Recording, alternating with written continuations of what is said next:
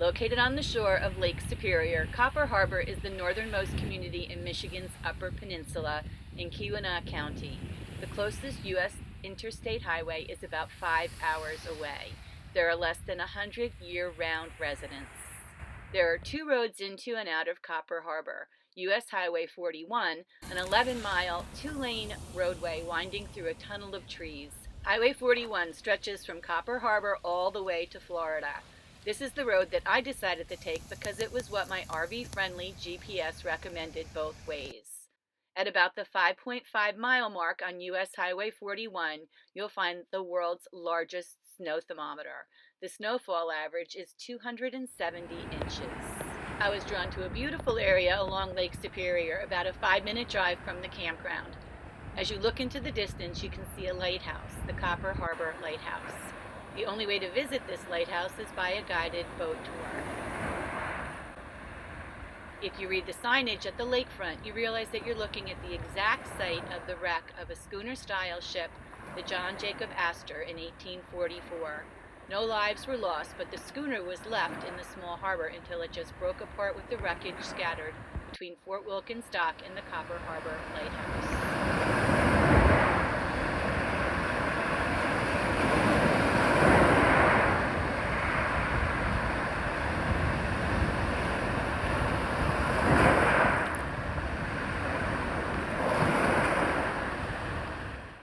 The town of Copper Harbor is less than 10 blocks long, so the best way to explore it is to park your vehicle and start walking.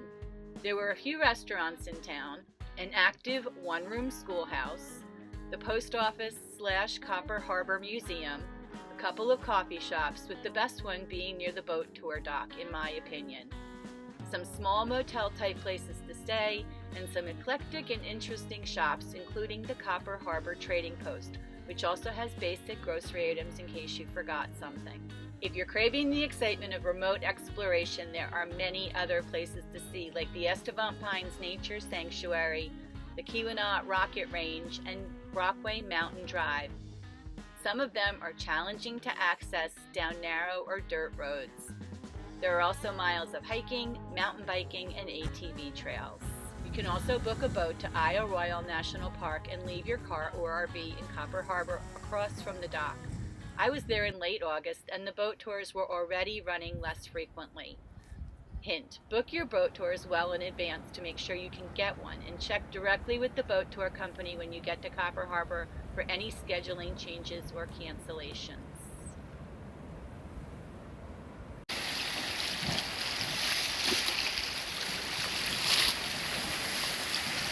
In 1844, the federal government and the U.S. Army built Fort Wilkins to help maintain law and order during the copper rush. But it only operated for a couple of years because there wasn't as much conflict as anticipated. It was abandoned in 1870 and became a Michigan state park in 1923. At the entrance to the fort near the visitor center, you can see some pits dug during the copper mining period. There are 19 buildings, with 12 of them original log and frame structures.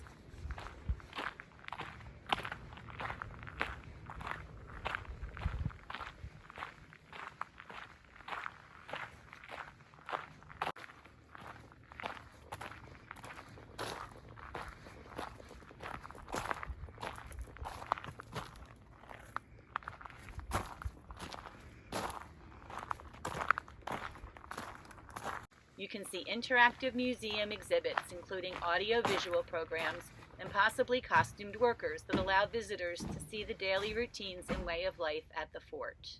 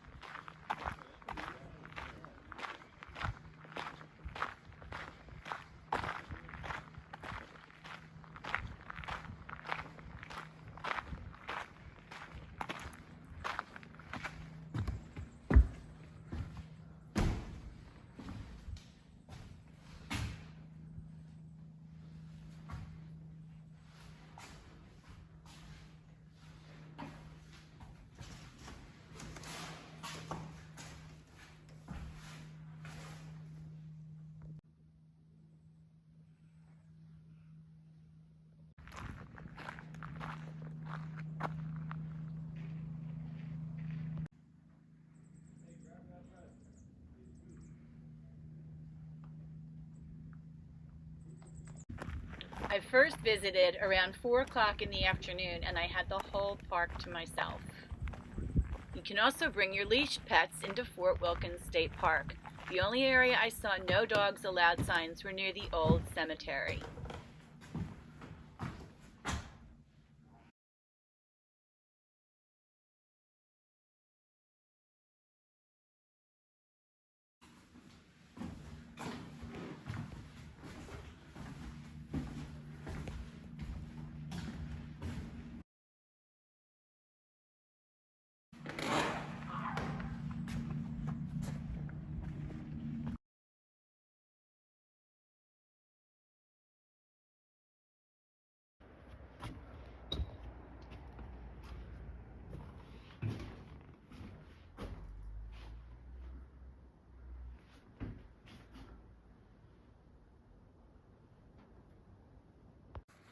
If you enter the park on foot, it's free.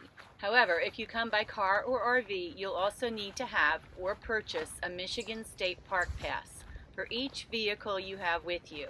I purchased the non-resident pass for $40 for my RV, and I paid $8 per stay for my towed vehicle.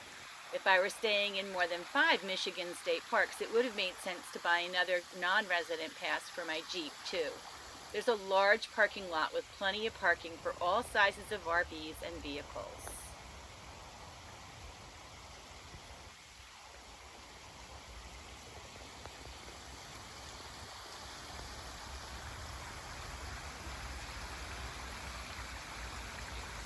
If you'd like to know when I publish a new travel or lifestyle video, go to makingmyownlane.com and join my Friends of Making My Own Lane email list for updates as I travel, and continue to enjoy and learn more about life on the road.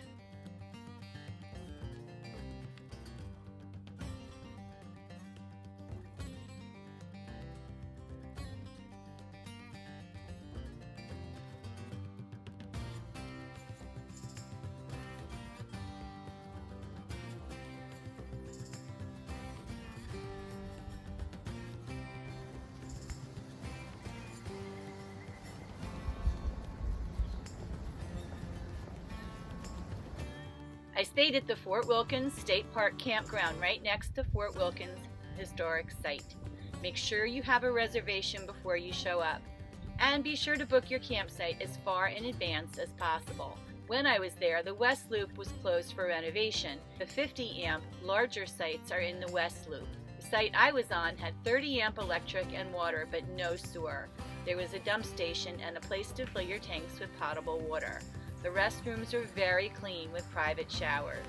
The sites on the east side were tight, but I was able to back my tow dolly in and disconnect. But to get my car back on the dolly, I drove my RV over to the Fort Wilkins Historic Site parking area, then walked back and got my Jeep. If you have a rig over 30 or 35 feet, check the west side to see if it's more accommodating for you. My AT&T and T-Mobile hotspots did not work well. I was able to watch TV at night, but I had to hang out by the restrooms or the post office in town to check my email or even text. Thanks for joining me, and check out some of my other RV and lifestyle videos as I continue this full-time RV life.